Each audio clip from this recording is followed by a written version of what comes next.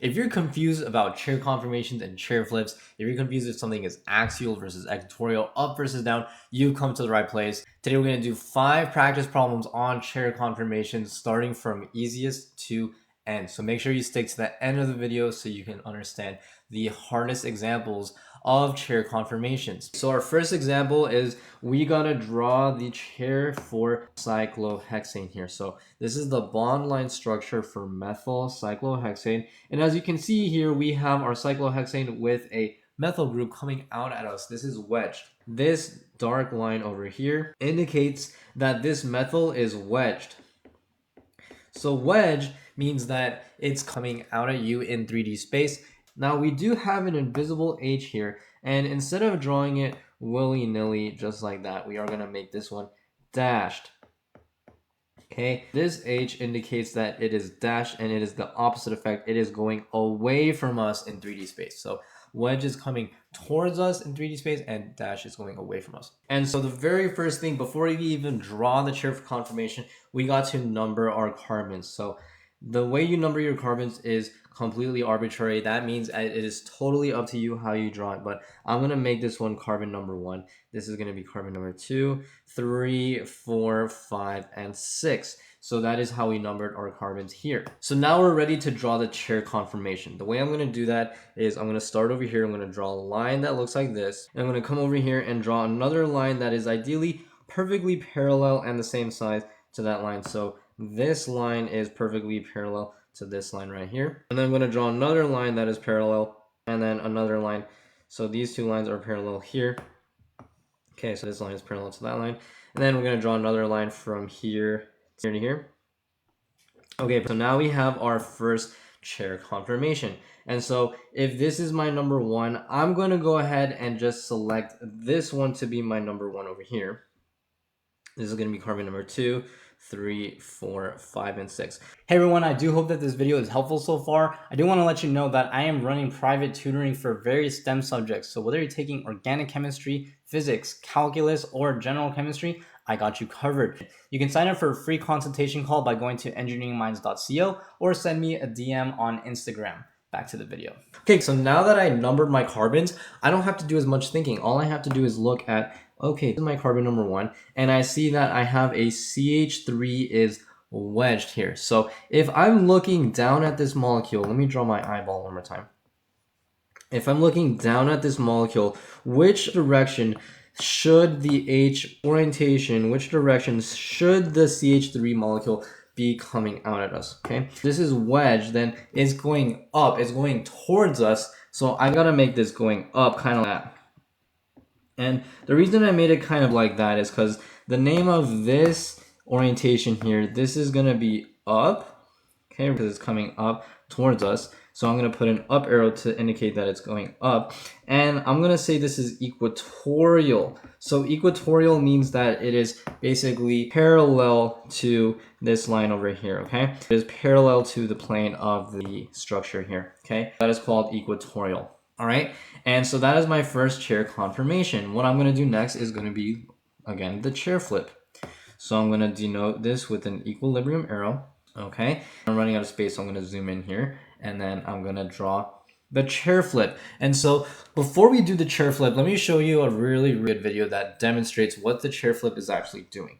Okay, so I'm going to be sure to drop this video down in the description below so you can see. But as you can see, this person has our chair in one conformation and they're physically flipping the chair. They're physically rotating two of our carbon atoms here. So as you can see, they're taking one of our carbon atoms, flipping it up, and then the other carbon atoms are flipping it down. So the way we're going to represent that is we're basically going to take our 1 and our 4 and essentially flip it. So notice that 1 is kind of down, and then I'm going to basically flip 1 and make that one kind of up, and then 4 is going to come back down, flip that pointing down. So I'm going to repeat that process, but I'm going to take one line and make another line that is parallel going up to the right this time, and then one line that is parallel to this line here. Okay, and this line that is over here and over here. So I'm trying to number which carbon here is flipped here. So this is going to be carbon number 1 here. So carbon number 1 is going to be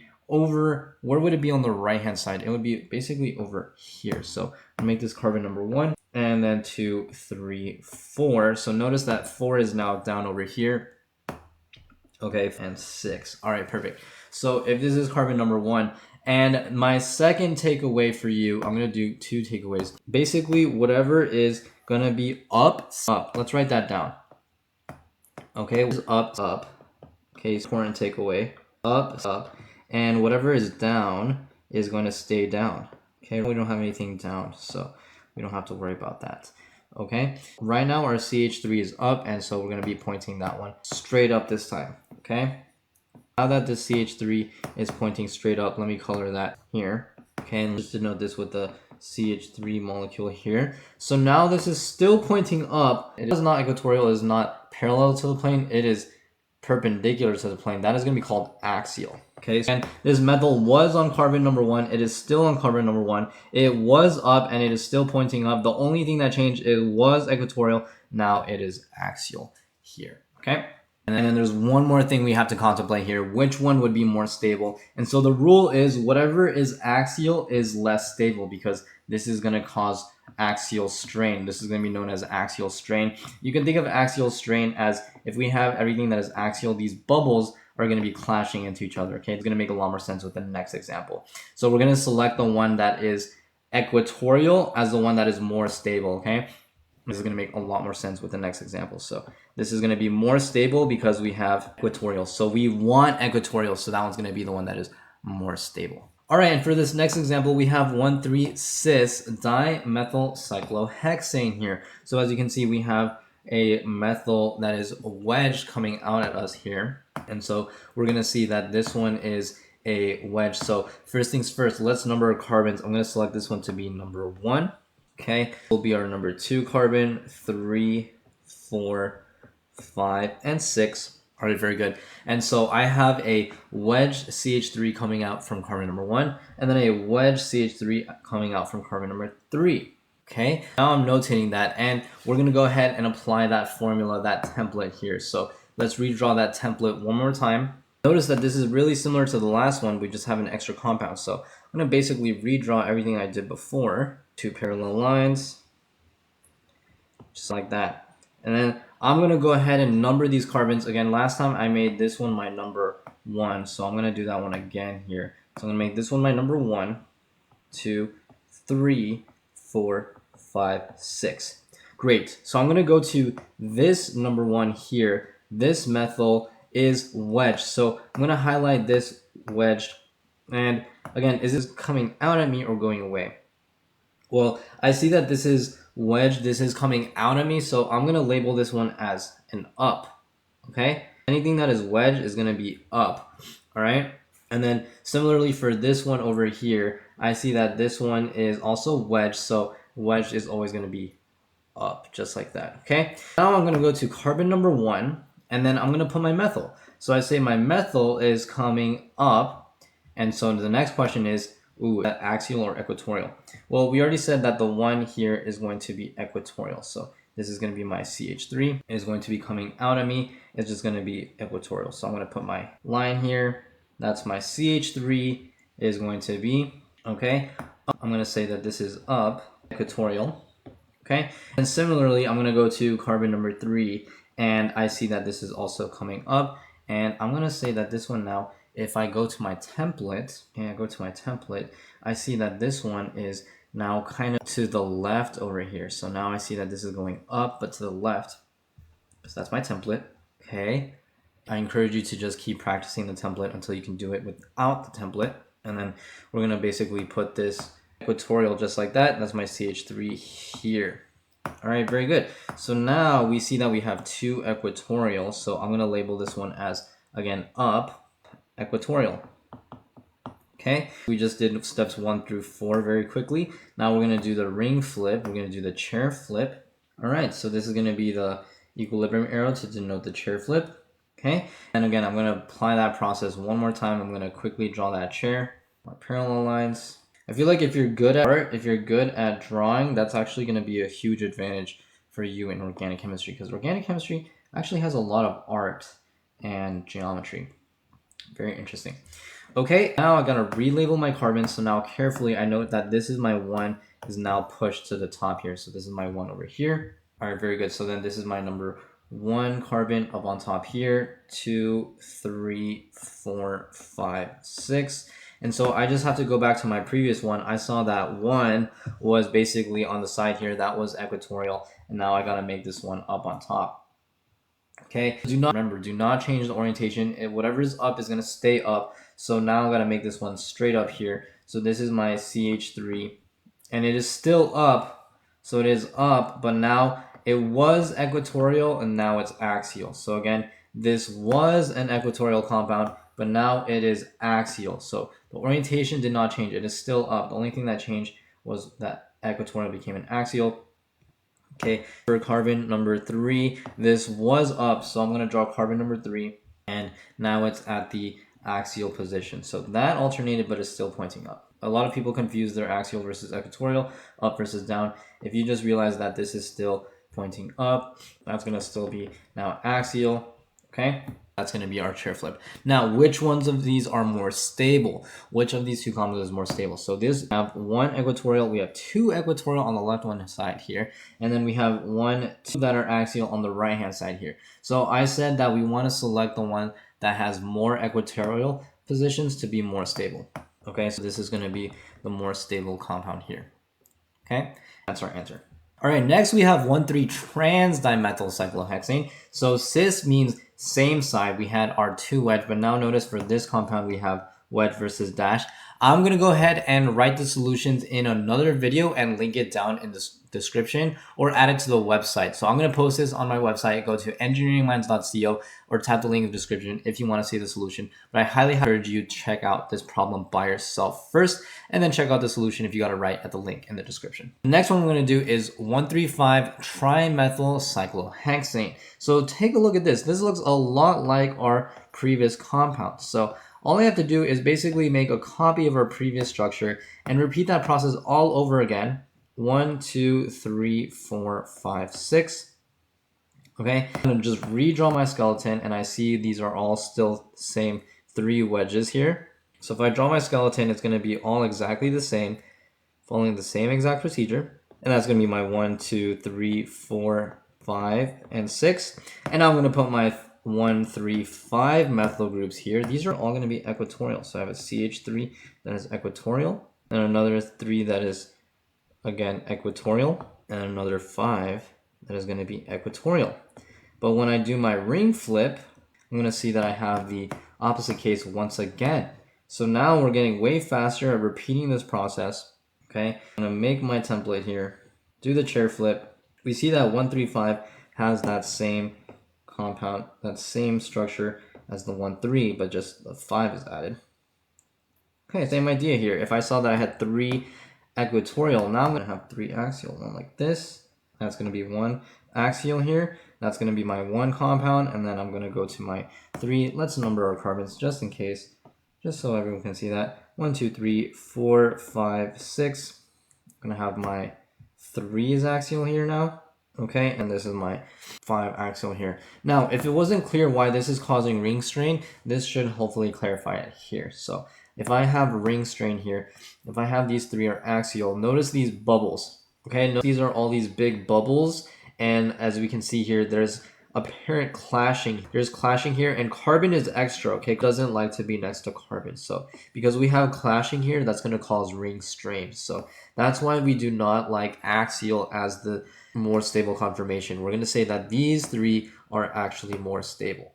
Okay, we say that this one here is more stable. Why? Because we have 3 equatorial groups, that there is no clashing here for this 135 trimethyl cyclohexane. Okay, so this one is going to be 1-methyl cyclohexanol. So this time we have a compound that has a dash CH3 here and then an OH that is wedged here. So again, we're going to apply the same formula once again. So we basically just draw our template.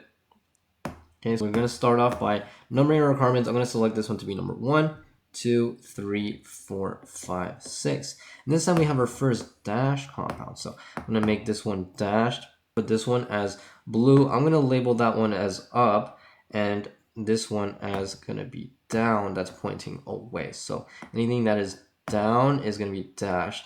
Anything that is pointing up is going to be wedged. All right. And then I'm going to, again, do my template here. So that's going to be this compound here. This is my template. And notice that I don't got to do any other numbering here. As soon as I know that this one's, again, my number 1, 2, 3, 4, 5, and 6, then all I got to do is go back to my original bond line structure. And I see that OH is up here. So OH is up. I'm going to make that one pointing upwards just like that, but it's got to be equatorial just like that. And I'm going to label that one as up. And I'm going to say that one's EQ for equatorial here, and then color that in. Okay, then I see that my methyl group here is a dash compound here. So I see that my methyl group is dashed, and then I'm going to be pointing that one away. That's going to be a CH3 pointing away here, and that's going to be pointing down, and that is now axial. Now, again, when we do our chair flip, whatever is up is going to stay up, and whatever is down is going to stay down, but the equatorial is going to become axial, and the axial is going to become equatorial. Let's see what happens when we do that. When we do our chair flip, it's basically going to be our chair, just like that. Zoom in on this guy to the side. This one's going to be a small one. Okay, our parallel lines, and we have lots of practice drawing our lines, so we don't need the template because now we have so many practice examples. Now this one was number 1 here. That's going to be my number 1 up on top here. 2, 3, 4, 5, 6. Again, the rule is whatever was up is going to stay up. So I'm going to put my OH, and that's going to be pointing straight up. So I'm going to label that OH. And now it is pointing straight up, but the only thing that changed, it is now axial. So it is up, but it is just axial. That's the only thing that changed, okay? For the other compound, we had our CH3 was pointing down, and I definitely ran out of space here. So I'm just going to do this to the side here. Ran out of space here, okay? And this is going to be a CH3 right over here to the side, CH3. Okay, it's a little tiny baby CH3 because, again, I ran out of space. So that is basically pointing down. Okay, it's equatorial here. And so the problem is here we have one equatorial and another axial equatorial. So because this one here has a CH3 that is axial, this one's going to be less stable. So we're going to actually select this one to be the more stable conformation. All right, going to be our next example. We have a cyclohexane compound with 6 different atoms here and 3 different substituents here. So I'm going to call this one to be number 1. Okay, this is going to be number 1, 2, 3, 4, 5, 6. Always number your carbons, folks. As soon as you start numbering your carbons, that's going to make a world of a difference. I'm going to try to draw this one a little bit smaller this time so I can see everything in one page. Okay, so I'm going to draw my template here for this conformation, the bow tie conformation. All right, so I have my bow tie here, and then this one's going to be carbon number 1 down here, 2, 3, 4, 5, 6. All right, and so now I'm going to go back to my bond line structure. I'm going to say that this is going to be a wedged, okay? Wedge, I'm going to use an up arrow to indicate that this is going up, okay? Then this is going to be a down arrow to indicate that this is going down for these two that are dashed, okay? And down. All right, so I'm going to go to carbon number 1 here. So carbon number 1 is going to be OH up, okay? Carbon number 1 is going to be OH up. And so on carbon number 1, OH up is going to be equatorial here. So I'm going to do my OH here is going to be up, equatorial, just like that. And then my carbon number 2 is going to be down. That is going to be R down. Is pointing away. So if it's down, so it's going towards the right in this conformation here. Okay, so that's going to be our CH3 is coming to the right here. So that's going to be my CH3. It is still down. It just so happens to be equatorial. Okay, and lastly for this methyl here, this is on carbon number 5, and I see that it is also down. Okay, this down's got to be an axial here. Okay, you're still not getting it. I want you to stick around for the last example. We're going to bring it all home and build the template all from scratch. Okay, very good. So I see that this is going to be my first conformation here. And then I'm going to do the chair flip, and then I'm going to flip my entire chair, redraw the entire structure like, okay, here to here, and I gotta renumber my carbons. Okay, this is now my number 1 again, 2, 3, 4, 5, and 6. All right, and then I'm gonna go to carbon number 1, and I see that this one is still up. Okay, so this is still up, but now it's pointing straight up. So remember, whatever was up is still gonna be up. The only thing that changed is now this is axial. So whatever was equatorial now became axial, and whatever was axial is now going to become equatorial. And so now we see that this is carbon number 2. Carbon number 2 is going to be down here. It was equatorial, so now we're going to be pointing this down. This is going to be pointing down. We're going to make this one axial. Okay, we'll be pointing this down is axial. All right, and then carbon number 5, this one was, okay, like this, down, axial. And then carbon number 5, we're going to say that this one was down. So we're still going to be pointing down, but it was axial. Forgot to label this one as down axial. Now it's still going to be down, but it's going to be equatorial, right? So now I'm going to make this down, CH3. This is going to be down, equatorial, just like that. All right, cool.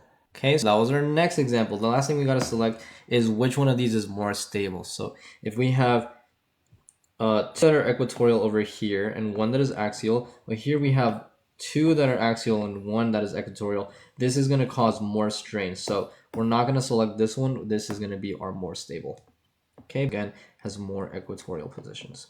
All right, now we're going to bring it home and basically do cyclohexane from scratch. But this time we're going to show every single hydrogen here as to indicate that every single one of these H's is going to be either wedge or dash. So let's repeat that entire process and draw our 2 chair conformations for cyclohexane with every single H here. First things first, gonna label our carbons 1, 2, 3, 4, 5, 6, and every single one of these H's here is either gonna be wedged or dash. So I'm gonna draw one that is wedged, dash, wedged.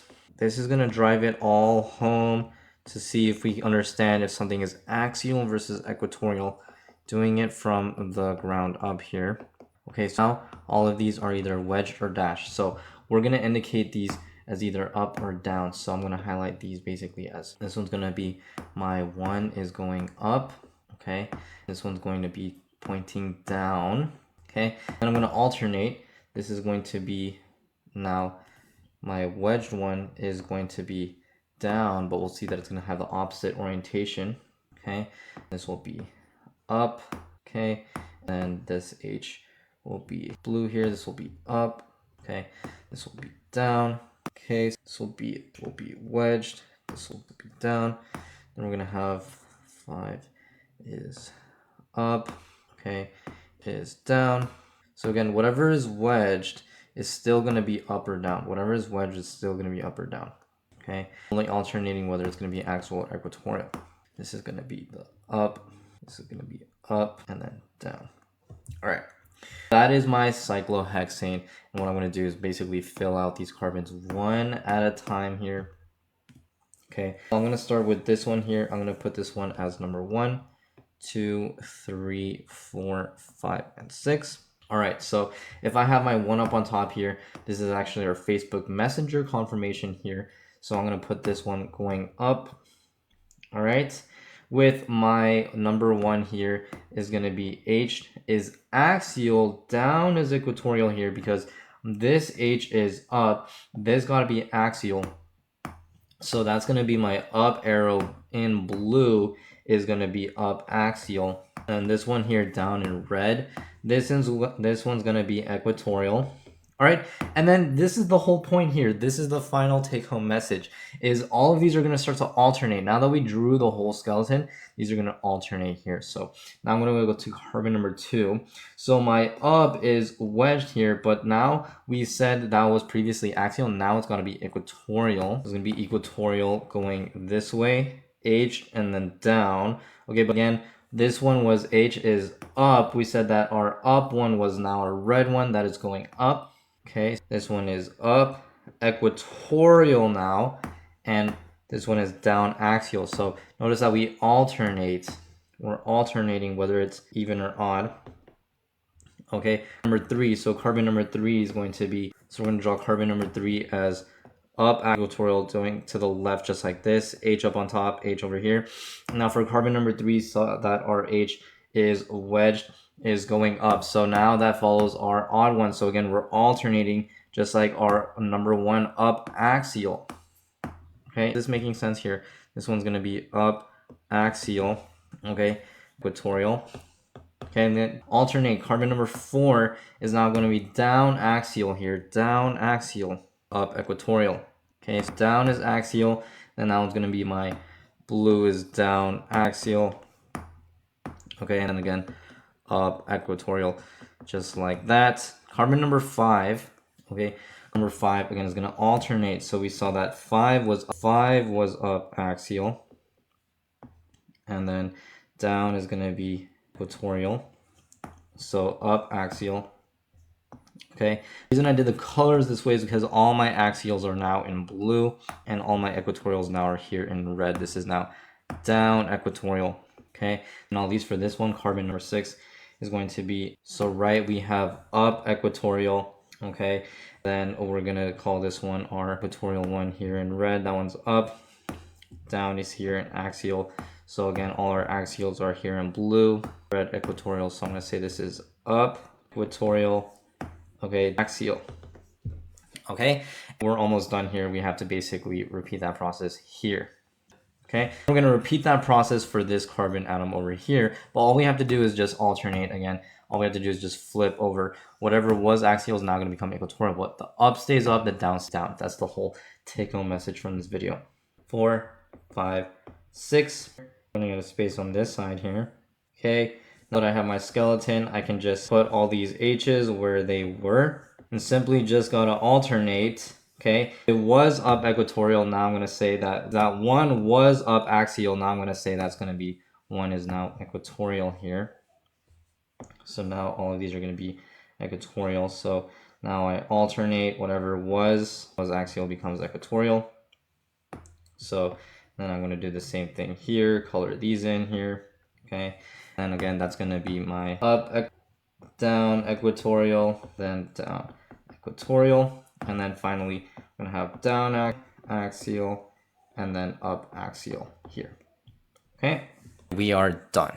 All right, everybody, thanks a lot for watching. That's the end of this video. Once again, my name is Dr. Andrew Sanchez, and I do hope this was helpful. If this made any difference for you, go ahead and comment down below what part did it suddenly click for you, or if this was still confusing, what parts can I help clarify in the next video.